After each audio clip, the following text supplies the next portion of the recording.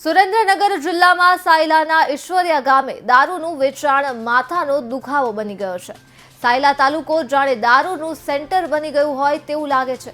ત્યારે વારંવાર કહેવા છતાં બુટલેગર દારૂનું બેફામ વેચાણ કરતા જ ગ્રામજનોમાં આક્રોશ જોવા મળ્યો હતો, જેને લઈ ગ્રામજનો તથા સરપંચ દારૂ બંધ કરાવવા માટે સાયલા પોલીસ સ્ટેશન ખાતે પહોંચ્યા હતા। ગ્રામજનો કહી રહ્યા છે કે દારૂના લીધે અમારો પરિવાર વેર વિખેર થાય છે। પોલીસ દારૂના હપ્તા લઈ જાય છે અને બુટલેગરોને વેચાણ કરવાની છૂટ આપે છે, તેવા ગ્રામજનો દ્વારા ગંભીર આક્ષેપ કરવામાં આવ્યા હતા। આ એને 150 આદમી માણસ ગયા અમારા ગામનું કે દારૂ ન વેચ, તો કે દારૂ તો વેચવો તમારે ઠીક પડે કરી લો, એટલે અમે અહીંયા રજૂઆત કરવા આવ્યા પોલીસ થાણે। હવે આ તમે પોલીસ વાળા જો કબજે નહીં કરો તો ગાંધીનગર કહો તો અમે જવા તૈયાર છીએ।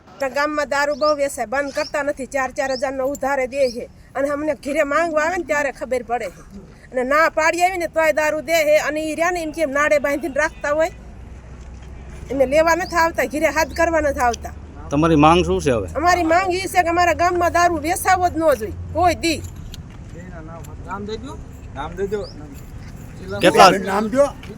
બીજા પોપટ, જિલ્લા પોપટ, આ બેનો ફૂલ કંટાળો છે અમારા ગામમાં। 3-4 વર્ષથી આજથી નહીં, અને કાંઈક વાર હોય તહેવાર હોય અમને સારું થવા જ નથી દેતા, લગ્ન નથી થવા દેતા, સારા પર્સન નથી થવા દેતા, ત્યારે અમારે રોવાનો જ વારો આવે છે।